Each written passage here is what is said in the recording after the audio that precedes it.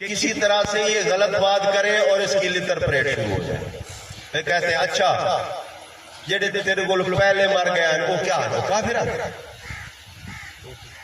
اگر یہ کافر کہے تو جوتے پڑنے ہیں، اگر یہ مومن کہے تو دعوت ختم ہوتی ہے. دیکھو شیطان نے کیسا چکر دیا،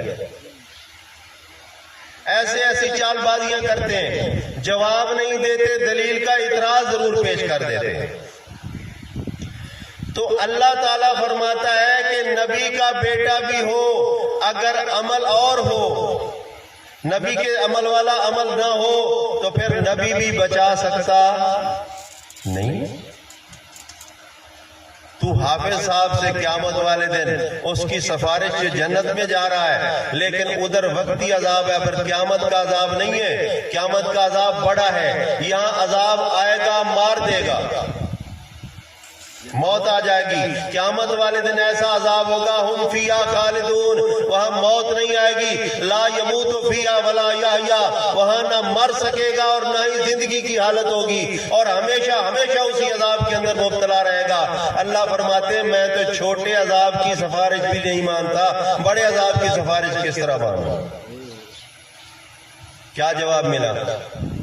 شفاؤنا عند اللہ، یہ اللہ کے نزدیک ہمارے سفارشی ہیں. اگر یہ لفظ نہ بھی کہیں، ہمارے دیہاتوں میں یہ بات مشہور ہے نا، وہ ساڈی سندا نہیں تے انہاں دی مڑیندا نہیں. یہ صحیح اللہ دے ترے ہوئے، انہاں محنت کی کیوں ہیں. اچھا کچھ جاہل ایسے وہ کہتے ہیں دیکھو صحیح تواڈے وڈ کے مار گئے قبر تے کوئی بندہ ہی نہیں نظر آندا، اتنے بہار ہی باہر میلے لگے کھڑے، زیارتہ تھی نہیں پہی نہیں. دا مطلب ہے کہ اللہ دے نیک بندے ہیں. اچھا یہ بتا دیں کہ مشرک جب بتوں کے گرد جمع ہوتے تھے، میلے لگاتے تھے اور رش ہوتا تھا، تو کیا وہ ٹھیک تھا؟ اللہ کی رحمت ہو رہی تھی. او غیر اللہ کی پوجا ہمیشہ اللہ کے غضب کا سبب بنی ہے. اور اللہ فرماتا ہے کان اکثرہم مشرکین، ان کی اکثریت جو تھی وہ مشرک ہی تھی. تم کیا دلیل دیتے ہو کہ اکثر لوگ مزاروں پہ جاتے ہیں، اس کا مطلب ہے یہ صحیح ہے؟ تو یہ سفارشی عقیدہ بھی شرک ہے. سبحانہ و تعالی اما یشرکون، اللہ اس شرک سے پاک ہے جو یہ شرک کر رہے ہیں. یہ خالی امید رکھنا کہ فلاں میرا فائدہ کرے گا، اللہ برداشت نہیں کرتا. اور تو تھال بھر کے جا کے مزار پہ نیازیں دیتا ہے، اللہ کیسے برداشت کرے؟ فرمایا انہو من یشرک باللہ، جو اللہ کے ساتھ شریک کرے، اللہ کا ساجی بنائے، اللہ کا حصہ دار بنائے. آج لوگ بڑے دھڑلے سے کہتے ہیں، اللہ فرماتا ہے آسمان پھٹ جائے، زمین شک ہو جائے، جو یہ اللہ کے ساتھ شرک کرتے ہیں اللہ کو اتنا غصہ آتا ہے، لیکن اللہ پھر معافی والی اپنی صفت کے اوپر وہ ان کو معاف فرما دیتا ہے کہ شاید ہو سکتا ہے کل ایمان لے. اللہ مہلت دیے جا رہا ہے. لیکن اللہ کا رزق تو تھال بھر بھر کے جب غیر اللہ کے نیاز کرے، تیرے گھر میں ماں باپ غریب ہیں، کمزور ہیں، لاغر ہیں، ان کی تو مدد نہیں کر رہا. اللہ نے فرمایا فرض ہے ماں باپ کی خدمت کرنا. تیرے ہمسائے میں غریب ہے، بیوہ ہے، یتیم ہے، اس کے گھر میں روٹی نہیں دیتا، ارے تو دیکھ پکا کے قبر پہ جا رہا ہے، کیا وہاں کس کو راضی کرنا چاہتا ہے؟ گھر کے اندر کرتا تو اللہ راضی ہوتا، وہاں جا کے تو نے کیا ہے تو یہ اللہ راضی نہیں ہوا بلکہ اس مردے کو راضی کر رہا ہے جس کو پتہ بھی نہیں ہے. اموات غیر احیاء، جو مردہ ہے زندہ نہیں ہے، جو زندہ نہ ہو اس کو کوئی پتہ نہیں ہوتا. اللہ زندہ ہے، اس کو ہر چیز کا پتہ ہوتا ہے. تو اللہ کے نام کی کر، مردے کے نام کی نہ کر، کیونکہ اللہ کو پتہ ہے اس کو پتہ نہیں، اس لیے یہ شرک ہے. اور کہتے ہیں جی جانے یا علی، یہ بھی ایک نعرہ ہے مسلمان. مسلمان اس لیے کہہ رہا ہوں جس نے کلمہ پڑھ لیا مسلمان تو کہلوائے گا. جانے یا علی، جانے یا رسول. اللہ جانے تے اوندا حبیب جانے. یہ نیکی ہے، یہ شرک ہے؟ بعض لوگ کہتے ہیں یار شرک کیسے ہو گیا، کیا اللہ کا حبیب نہیں؟ اور بھائی اللہ کا حبیب ہے، محمد رسول اللہ صلی اللہ علیہ وسلم اللہ کا حبیب ہے، لیکن اللہ جاننے والا ہے، وہ جاننے والا نہیں ہے. دلیل پوچھتے ہو تو دلیل بتا دیتا ہوں، قرآن سے بھی بتاؤں گا، حدیث سے بھی بتاؤں گا. قرآن حکیم کی سورہ یوسف آپ نکالیں، دوسری آیت، فرمایا ذالک من انباء الغیب نوحیہ الیک، یہ غیب کی خبریں ہیں جو ہم آپ کی طرف وحی کر رہے ہیں. وما کنت لدیہم اذ اجمعوا امرہم وہم یمکرون، تو اس وقت کسی طرح سے بھی ان کے پاس نہیں تھا جب یوسف علیہ السلام کے بارے میں اس کے بھائی فریب کر رہے تھے، دھوکے کر رہے تھے کہ اس کو مارنا کس طرح ہے، باپ کی محبت اپنے لیے خاص کیسے کرنی ہے. پھر انہوں نے منصوبہ کیا کہ اس کو مار دیتے ہیں، جعلی خون اس کی قمیض پہ لگائیں گے اور کہیں گے کہ اس کو بھیڑیا کھا گیا. اللہ فرماتے ہیں ما کنت لدیہم. اور مولوی صاحبہ اوے حاضر ناظر دے گیت گاونا لیا قرآن کل کا پوچھ گنیا. حاضر ناظر کون ہے؟ ہر وقت حاضر ناظر کون؟ اللہ. اور وہ اللہ لا تاخذہ سنۃ ولا نوم، جس کو نہ کبھی اونگ آتی ہے نہ کبھی نیند آتی ہے.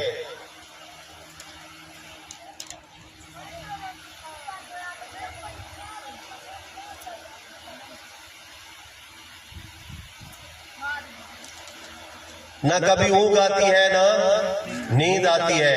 جو نیند کا مجبور ہو وہ الہ نہیں ہو سکتا، جو کھانے کا مجبور ہو وہ الہ نہیں ہو سکتا، جو بیوی کا مجبور ہو وہ الہ نہیں ہو سکتا، جو اولاد کی خواہش رکھنے والا ہو وہ الہ نہیں ہو سکتا. جو الہ نہیں ہو سکتا اس کو پکارا نہیں جا سکتا. جو الہ نہیں ہو سکتا وہ مشکل کشا نہیں ہو سکتا. جو الہ نہیں ہو سکتا وہ حاجت روا نہیں ہو سکتا. جو الہ نہیں ہو سکتا وہ بگڑی بنانے والا نہیں ہو سکتا. جو الہ نہیں ہو سکتا وہ کسی قسم کی کوئی نہ فریاد سن سکتا ہے نہ فریاد پوری کر سکتا ہے، بلکہ وہ خود اللہ کے سامنے فریادی ہوتا ہے. لہذا الہ صرف ایک ہے، لا الہ.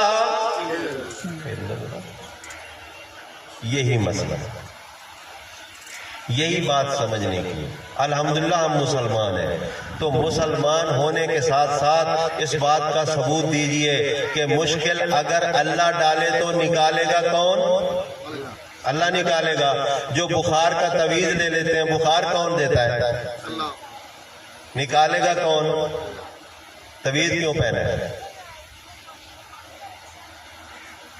اور بعض مولوی کہتے ہیں او بھائی جو قرآنی تعویذ ہے وہ جائز ہے، غیر قرآنی ناجائز ہے. یہ فیصلہ تو نے کہاں سے لیا؟ کون سی حدیث کا متن ہے کہ قرآنی تعویذ جائز ہے؟ بلکہ میں پڑھتا ہوں حدیث، اللہ کے رسول نے فرمایا من تعلق تمیمۃ فقد اشرک، جس نے تعویذ پہنا اس نے اللہ کا شریک بنایا.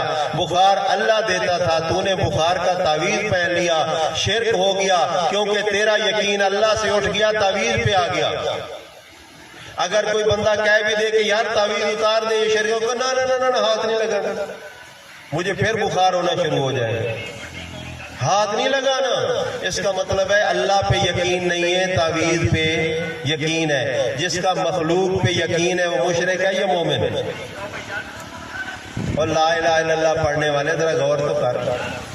الہ وہ جو مشکل میں ڈالے اور مشکل سے نکالے، وہ الہ ہے. تو نے اعلان کیا تھا کلمہ پڑھنے کے بعد اللہ کے سوا کوئی ایسا نہیں ہے جو مشکل ڈال سکے، جو مشکل سے نکال سکے. آج تو کلمہ پڑھنے کے بعد اپنی مشکل کو تعویذ سے دور کروائے، اپنی مشکل کو دم سے دور کروائے، اپنی مشکل سے کڑے اور چھلے سے دور کروائے. اور پھر کیسے کیسے تیرے نظریات ہیں، ذرا اپنے نظریات کو قرآن و حدیث کی روشنی میں پرکھ تو لے. تو سچا ہے یا جھوٹا؟ اچھا ایک اور مسئلہ ہے، میرے دوست نے مجھے آگاہ کیا ہے، یہ بھی بڑا اہم ضروری ہے۔ خاتم النبیین یعنی محمد رسول اللہ صلی اللہ علیہ وسلم قیامت تک آخری نبی ہیں، اس کے علاوہ کسی اور نبی کی گنجائش نہیں۔ کیا سارے مسلمانوں کا ایمان ہے یا نہیں؟ کلمہ کب تک چلے گا یہ لا الہ الا اللہ محمد رسول اللہ؟ قیامت تک چلے گا، ٹھیک ہے۔ اگر کوئی اور رسول درمیان میں آتا ہے تو پھر کلمہ بھی بدلے گا، کیونکہ ہر دور کے اندر لا الہ الا اللہ تو رہا ہے، لیکن آگے رسالت کی شخصیت بدلتی رہی ہے۔ اگر لا الہ الا اللہ ہوا ابراہیم رسول اللہ ہوگا، اگر لا الہ الا اللہ ہوا یعقوب رسول اللہ، اگر لا الہ الا اللہ موسیٰ رسول اللہ، لا الہ الا اللہ عیسیٰ رسول اللہ، لا الہ الا اللہ محمد رسول اللہ۔ اور ایک بات اور بھی آپ کو بتا دوں، علمی بات ہے، ہمارے علماء بھی جب لوٹے کی طرح چلتے ہیں نا، پھر ان کی بریک نہیں ہوتی۔ لا الہ الا اللہ کلمہ سنا رہے ہیں، لا الہ الا اللہ آدم صفی اللہ، یہ کلمہ ہے۔ اللہ کہے آدم اللہ کا رسول ہے، یہ کہے آدم صفی کس کو کہتے ہیں؟ صفی کہتے ہیں غلطی سے بھول جانے والا، غلطی کرنے والا۔ اللہ کہتے ہیں آدم رسول اللہ، یہ کہتے ہیں آدم صفی اللہ، ان کے اپنے گھڑنٹو نام ہے نا۔ اچھا اللہ کہتے ہیں ابراہیم رسول اللہ، یہ کہتے ہیں ابراہیم خلیل اللہ، اسماعیل رسول اللہ، یہ کہتے ہیں اسماعیل ذبیح اللہ، موسیٰ رسول اللہ، یہ کہتے ہیں موسیٰ کلیم اللہ، عیسیٰ رسول اللہ، یہ کہتے ہیں عیسیٰ روح اللہ۔ یہ اللہ نے نہیں بتایا، جو اللہ نے بات نہیں بتائی وہ اگر تم کرو گے تو یہ نیکی ہوگی یا گناہ ہوگا؟ گناہ ہوگا، ورنہ تمہارا علم اللہ سے زیادہ بڑھ جائے گا۔ یہ باتیں اپنی جگہ پہ۔ اب آئیے ذرا ایک فرقہ اس ملک کے اندر، اس دنیا کے اوپر ایسا ہے جو کہتا ہے کہ عیسیٰ علیہ السلام آئیں گے، عیسیٰ علیہ السلام آسمان سے نازل ہوں گے، زندہ ہے، وہ آ کر خنزیر کو قتل کریں گے، صلیب توڑیں گے، فلاں کریں گے، فلاں کریں گے، فلاں کریں گے۔ چلو مان لیتے ہیں۔ جب عیسیٰ علیہ السلام آئیں گے تو سوال ہوتا ہے کہ رسول کی حیثیت سے آئیں گے یا امتی کی حیثیت سے؟ اگر وہ رسول ہوں گے تو خاتم النبیین کا مسئلہ ختم ہوتا ہے، خاتم النبیین کا مسئلہ تو نہ رہا۔ اگر وہ امتی ہوں گے تو پھر معجزے کیوں آ رہے ہیں ان کے اوپر؟ آسمان سے کبھی اترا ہے کوئی؟ ماں کے پیٹ سے تو پیدا ہوتا ہے، آسمان سے تو نہیں اترتا۔ کیا عیسیٰ علیہ السلام ماں کے پیٹ سے پیدا نہیں ہوئے؟ مریم کے پیٹ سے پیدا ہوئے نا۔ قانون ایک ہی ہے، آسمان سے نہیں اترے، اور اللہ نے ان کو زمین کے اوپر رکھا، زمین کے اوپر ہی ان کو رزق دیا۔ اللہ فرماتے ہیں کہ کانا یا کلا نطعام، وہ دونوں کھانا کھایا کرتے تھے، جب تک زندہ رہے وہ کھانا کھاتے تھے۔ اگر آسمان پہ ہیں تو کیا کھاتے ہیں؟ سوال ہے۔ اگر آسمان سے نیچے اتریں گے تو بحیثیت نبی اتریں گے تو خاتم النبیین ختم ہو گیا۔ اگر وہ امتی کی حیثیت سے آئیں گے تو یہ اترنا معجزہ ہے یا نہیں ہے؟ معجزہ نبی کے بغیر امتی پہ کیسے آ گیا؟ نمبر دو، آپ نے قرآن نہیں پڑھا، آپ نے قرآن سیکھا نہیں ہے، یہ تب کب مسئلے بن رہے ہیں؟ اللہ فرماتے ہیں، سورہ مریم پڑھ لیجئے، اللہ فرماتے ہیں عیسیٰ علیہ السلام کہیں گے اوصانی بالصلاۃ والزکاۃ ما دمت حیا، جب تک میں زندہ رہوں مجھے حکم دیا گیا میں نماز بھی پڑھوں اور زکوٰۃ بھی دوں۔ اگر عیسیٰ علیہ السلام زندہ ہیں تو آسمان پہ زکوٰۃ کس کو دے رہے ہیں؟ آسمان پہ نماز کیسے پڑھ رہے ہیں؟ نمبر دو، اللہ فرماتے ہیں کہ اللہ نے مجھے نبی بنایا، اینما کنتو، میں جہاں بھی ہوں اللہ کا نبی ہوں گا۔ اگر وہ پہلے نبی تھا، آسمان پہ گیا نبی، اور اب نازل ہوا تو وہ امتی بن جائے، افسوس کی بات ہے، غلط ہے۔ نہ وہ گیا ہے نہ وہ آئے گا، کیونکہ محمد صلی اللہ علیہ وسلم سے پہلے جو نبی تھا وہ کون تھا؟ عیسیٰ علیہ السلام۔ مال مسیح ابن مریم الا رسول قد خلت من قبل رسول، عیسیٰ علیہ السلام اس کے علاوہ کچھ نہیں، وہ اللہ کے رسول تھے، اس سے پہلے سارے رسول کیا ہوئے؟ گزر گئے۔ آگے چلیے، ما محمد الا رسول قد خلت من قبل رسول، محمد صلی اللہ علیہ وسلم اس کے علاوہ اور کچھ نہیں، اللہ کے رسول ہیں، اس سے پہلے جتنے رسول تھے کیا ہوا؟ وہ گزر گئے، فیصلہ تو ہو گیا۔ اچھا، اگر کوئی اس بات کو نہ مانے جو ان کی خود بنائی ہوئی ہے تو پھر یہ کیا کہتے ہیں؟ او جی مرزائی ہے، مرزائیوں والا عقیدہ ہے۔ ارے یہ مومن کا عقیدہ ہے، مومن کسی وقت کے اندر بھی اعلان نبوت سے لے کر قیامت تک نہ کسی مسیح کا منتظر رہا ہے نہ اس کو ضرورت ہے۔ مرزائی تو مرزا طاہر کے منتظر رہے ہیں، ان کو مرزا طاہر مل گیا محمد صلی اللہ علیہ وسلم کے بعد، انہوں نے کہا یہ موعود مسیح ہے، یہی وہ مسیح علیہ السلام ہے جس نے نازل ہونا تھا۔ لعنت ویسے لوگوں کے اوپر جو محمد صلی اللہ علیہ وسلم کے اعلان نبوت کے بعد کسی اور کو پہلے نبی مانتا تھا تب بھی لعنتی ہے، آج مانتا ہے تب بھی لعنتی ہے، اگر آئندہ آنے والے وقت میں مانے تب بھی لعنتی ہے۔ مرزائی تو وہ ہے جو محمد صلی اللہ علیہ وسلم کے علاوہ اس کے بعد کسی کو وقتی طور پہ نبی مانے۔ ہم کسی کو محمد صلی اللہ علیہ وسلم کے بعد نبی نہیں مانتے، یہ صحابہ کا عقیدہ ہے، یہ مرزائیوں کا عقیدہ نہیں ہے۔ بلکہ افسوس یہ الٹا چور کوتوال کو ڈانٹے، لوگ ہمیں کہتے ہیں کہ یہ مرزائی ہیں۔ ارے مرزائی تو آپ خود ہو، اللہ کے بندو، تم انتظار کے اندر ہو، تم منتظر مسیح ہو۔ اللہ فرماتا ہے اب انتظار کرو قیامت کا، اب عیسیٰ کا انتظار نہیں ہے، عیسیٰ علیہ السلام نہیں آئیں گے۔ یہ مولویوں نے جھگڑے کھڑے کیے ہوئے ہیں، یہ روایات کے قصے ہیں۔ بھائی قیامت تک لا الہ الا اللہ محمد رسول اللہ چلے گا، ہمارا ایمان ہے، اس کے علاوہ عیسیٰ رسول اللہ نہیں ہو سکتا۔ اگر عیسیٰ کو آپ لاتے ہو اور امتی مانتے ہو تو پھر قرآن کی پھر بھی خلاف ورزی ہوتی ہے۔ اللہ فرماتے ہیں سورہ بقرہ کے اندر، آمن الرسول بما انزل الیہ من ربہ والمؤمنون کل آمن باللہ وملائکتہ ورسلہ لا نفرق بین احد من رسلہ۔ وہ مومن کہتا ہے کہ میں کسی رسول کے درمیان فرق نہیں کرتا۔ اگر عیسیٰ علیہ السلام رسول ہے اس کو امتی کہا جائے گا، فرق ہے یا نہیں ہے؟ یہ ظلم ہے۔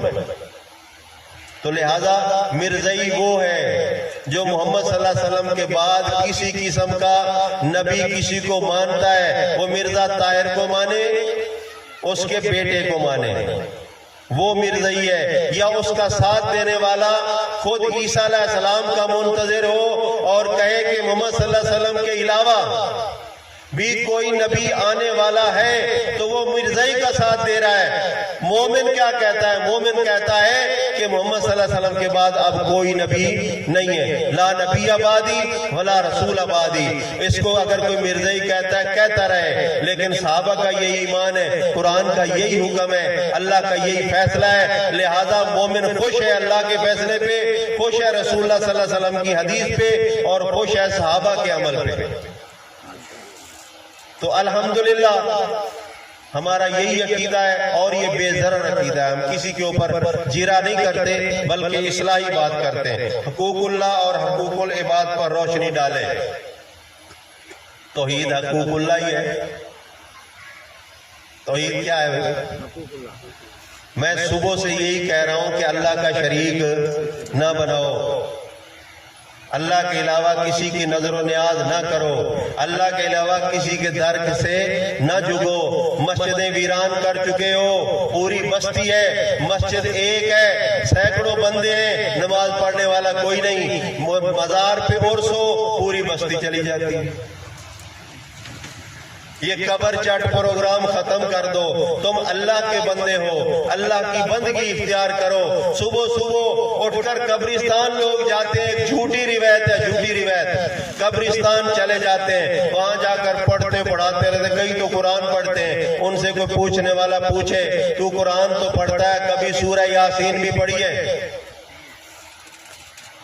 سورہ یاسین پڑھی ہے تو اللہ فرماتے ہیں لمن کان حیّن لینذر من کان حیّن، اس قرآن کے ذریعے سے وہ ڈرتا ہے جو زندہ ہے، مردہ تو سنتا ہی نہیں، تو مردے کو قرآن سنا رہا ہے، مردہ تو ڈرتا ہی نہیں، تو اس کو ڈرا رہا ہے۔ ارے تجھے ڈرنا چاہیے تھا، تجھے سننا چاہیے تھا، عقل کے اندھے تو مردے کی قبر پہ بیٹھ کر قرآن سنا رہا ہے، خود تو بیکار ہے، اللہ کی کتاب کو تو اتنا بے عمل نہ بنا۔ تو ایسی بات نہیں ہے، توحید حقوق اللہ ہے، اللہ کا حق ہے۔ ہر قسم کی عبادت کس کے لیے؟ اللہ کے لیے، نماز بھی، روزہ بھی، حج بھی، زکوٰۃ بھی، پکار بھی، ڈر بھی، امید بھی، توکل بھی، ہر چیز یہ صرف اور صرف اللہ کے لیے۔ اب رہا حقوق العباد کا مسئلہ، یہ بھی بندوں کا حق ہے۔ اگر میں جانتا ہوں اللہ کے دین کو اور میں اللہ کے بندوں کو نہیں بتاتا جو نہیں جانتے، تو کل مجرم بنوں گا یا نہیں بنوں گا؟ کیونکہ اللہ کے رسول نے فرمایا بلغوا عنی ولو آیا، اگر تمہیں ایک آیت بھی ملے میری طرف سے تو لوگوں کو پہنچاؤ۔ تو مومن مسلم تو مبلغ ہے، یہ حقوق العباد سب سے زیادہ حق ہی ادا کرے گا کہ یہ توحید لوگوں کو بتائے گا، یہ سنت لوگوں کو بتائے گا، پہلا حق تو یہ۔ اب دوسرے حقوق جو ہیں وہ یہ ہے، سب سے پہلا حق ماں باپ کا ہے، وَقَضَىٰ رَبُّكَ أَلَّا تَعْبُدُوا إِلَّا إِيَّاهُ وَبِالْوَالِدَيْنِ إِحْسَانًا۔ حقوق اللہ پورا کرنے کے بعد پہلا حق جو ہے وہ والدین کا ہے، اپنے والدین کا خیال رکھے۔ آج ہماری اکثر عادت بنی ہوئی ہے کہ ساری نوکری، پوری تنخواہ، پوری گندم، پوری کپاس جب اکٹھی کی جاتی ہے تو بمشکل بیوی کے خرچے پورے ہوتے ہیں، اور بڑے فخر سے کہتے ہیں یار فصل ہوئی ہے، بیوی نے کہا تھا زیور بنوانا ہے۔ یہ بڑا غیرت مند بنا پھرتا ہے، مجمع میں لوگوں کہتا ہے بیوی نے کہا تھا، حالانکہ بیوی کا لفظ لوگوں کو سنانے کی کیا ضرورت ہے؟ بیوی نے کہا ہے کہ فلاں کام کرنا ہے، چلو پیسے آ گئے، بیوی نے کہا گھر بنانا ہے، یہ بیوی کی تشہیر کرتا پھرتا ہے۔ اب کوئی پوچھنے والا یہ نہیں پوچھتا کہ کچھ باپ نے بھی کہا تھا، اس بوڑھے باپ نے بھی کچھ کہا ہوگا۔ اور بیوی کے گیت گانے والے کچھ شرم کر، جس نے تیری انگلی پکڑ کے تجھے چلنا سکھایا، جس نے اپنے پیٹ کے اندر 9 ماہ تیرا بوجھ اٹھایا، پھر اپنی چھاتی سے لگا کر اپنا جگر تجھے پلایا، اس کا بھی کچھ کبھی بات کی ہے تو نے؟ میری ماں نے مجھے یہ کہا تھا۔ حالانکہ بیوی کی بات کرنا مجمع میں شرم کی بات ہے، لیکن ماں کی بات کرنا عزت ہے یا شرم ہے؟ عزت ہے۔ جس کی بات کرنا عزت ہے اس کی نہیں کرنا۔ افسوس ہے تیرے اوپر۔ سب سے پہلا حق تیرے ماں باپ کا۔ اللہ کا قرآن کہتا ہے اگر یہ تیرے سامنے بوڑھے ہو جائیں لا تقل لہما اف ولا تنہرہما، تنگ آ جائے لیکن زبان سے اف نہیں کہنا، زبان سے اف نہیں کہنا۔ اب مرنے کے بعد یہ قبر کے اوپر تو مسری کی دال ڈالتا ہے، زندے کو باپ کو کبھی اس نے ٹائم پہ پانی نہیں پلایا، یہ کیسا بیٹا ہے؟ کیا یہ حقوق العباد نہیں؟ اللہ فرماتے ہیں اگر تیرا باپ تجھے شرک کرنے کے لیے کہے تو پھر اس کی بات نہیں ماننا۔ وَصَائِبُ مَا فِي الدُّنْيَا مَعْرُوفًا، دنیا کے معاملات کے اندر معروف طریقے سے ان کی خدمت کر تاکہ ان کی دعائیں تیرے لیے نہیں نکلے، بد دعائیں نہ نکلے۔ حقوق العباد میں سب سے پہلا حق کس کا؟ ماں باپ کا۔ اس کے بعد پھر دوسرا حق اولاد کا۔ اولاد کو یہ نہیں کہ آپ نے کاریں لے کے دے دی حق ادا کر دیا، نہیں، اولاد کو آپ نے مسلمان بنایا، دیندار بنایا، ان کو دین کی تعلیم دی، ان کو نماز روزہ سکھایا یا نہیں سکھایا؟ اولاد کے لیے تو سارے کر رہے ہیں۔ ہر بندہ یہ کہتا ہے یار بیوی بچوں کے خرچے کے لیے کر رہا ہوں، بیوی بچوں کا مستقبل بنا رہا ہوں۔ ارے تجھے اپنے مستقبل کا پتہ نہیں، بیوی بچوں کے مستقبل کا کیا پتہ ہے؟ تو یہ سمجھتا ہے کہ میں مر گیا تو میرے بچوں کا کیا بنے گا؟ اگر تیرے بچے تو اس سے پہلے مر گئے پھر کیا بنے گا؟ میں نے دیکھا ہے دادا زندہ بیٹھا پوتا مر گیا، موت اور زندگی کے فیصلے تو اللہ کے ہاتھ میں ہے. تو اپنا مستقبل بنا وہ جو آخرت والا ہے. تو اپنا مستقبل بنا جو تیری اولاد کا مستقبل ہے وہ آخرت والا ہے. ان کو دین سکھا, ان کا حق ادا کر. رازق اللہ ہے, کوشش تو نے کرنی ہے, رزق اللہ نے دینا ہے. لوگ یہ بھی سمجھتے ہیں کہ بہت بڑی بے ایمانی کر کے بلڈنگ بنائی, بہت کمرے بنائے, خوبصورت رنگ کروایا, لیکن اوپر لکھ دیا ھذا من فضل اللہ. ہوتا ہے نا ایسا؟ یہ بے ایمانی پہ اللہ کا فضل آیا تھا, یا اللہ نے بے ایمانی سے منع کیا تھا؟ منع کیا. بلکہ تعلیم تو یہ ہے کہ اپنا گھر اونچا کرنا ہے تو ہمسائے کی اجازت کے بغیر گھر اونچا نہیں کرنا. کہیں ایسا نہ ہو اس کے گھر کا پردہ جو پڑے تو پھر اس کے ساتھ کوئی معاملہ ہو, اس سے اجازت لے لے, پھر اپنی دیوار کو, اپنے گھر کو, اپنے چوبارے کو اونچا کر. لیکن یہاں حرام مال سے مقابلہ در مقابلہ. او بھائی, حلال مال سے تو روٹی ملے گی, حلال مال سے بلڈنگ نہیں ملتی.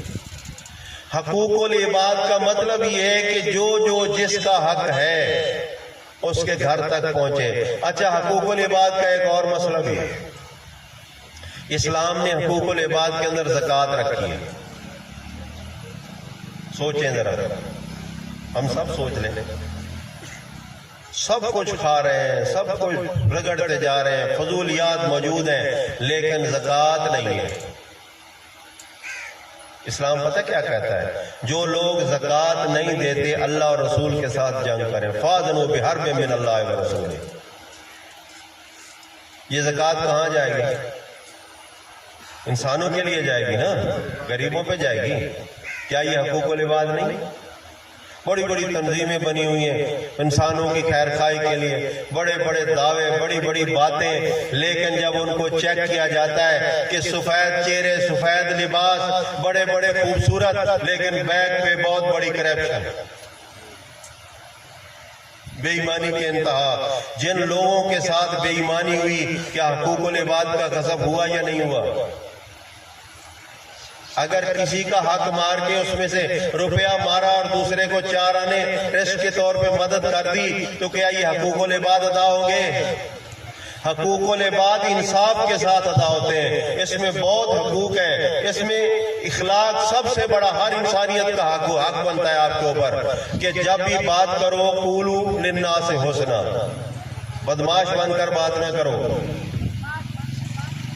یہاں تو ضدی اور ہٹ درمی والی بات آ جاتی ہے. جس کو کوئی دین کی بات کی جائے وہ اپنے آپ کو یہ کہتا ہے کہ میں عقل کل ہوں, جو میرا فیصلہ وہ سب کا فیصلہ. دنیا سے لے کر دین تک یہی حالت ہوئی ہے. فرعون کہتے کس کو ہے؟ فرعون اسی کو کہتے ہیں جو اپنے منصوبوں کو تکمیل میں لائے, اللہ کے فیصلے کو نہ مانے, اللہ کی بات کو نہ مانے. اللہ فرماتے ہیں مکروا ومکر اللہ واللہ خیر الماکرین. یہ بھی تدبیریں کر لیں, اللہ بھی تدبیریں کر رہا ہے, اللہ کی تدبیر بہتر ہوگی.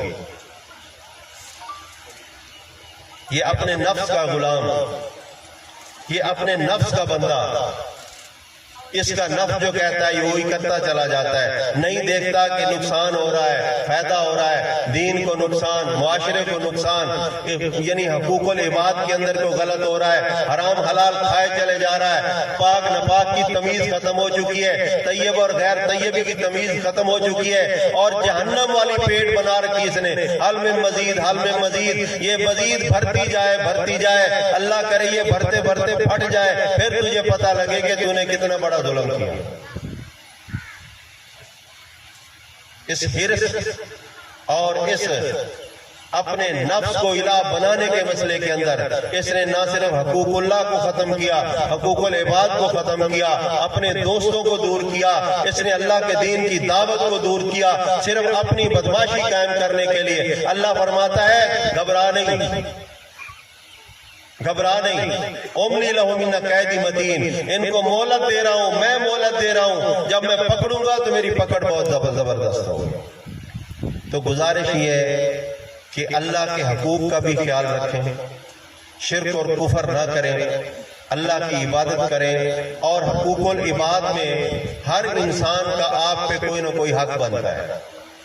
کسی کو آپ کے سچ کی ضرورت ہے، کسی کو آپ کے مال کی ضرورت ہے، کسی کو آپ کے پیار کی ضرورت ہے، کسی کو آپ کے اخلاق کی ضرورت ہے، تو ہر لحاظ سے جو جس کا حق بنتا ہے وہ دے دیں۔ آج دے سکتے ہو، کل قیامت والے دن نہیں دے سکتے۔ اگر حقدار نے حق مانگ لیا تو وہاں کوئی چیز نہیں ہوگی دینے کی سوائے شرمندگی اور ندامت کے۔ حقوق اللہ بھی ادا کیجئے اور حقوق العباد بھی ادا کیجئے۔ اللہ تعالیٰ سمجھنے اور عمل کرنے کی توفیق عطا فرمائے۔ اگر کسی دوست کا کوئی سوال ہو تو وہ کر سکتا ہے۔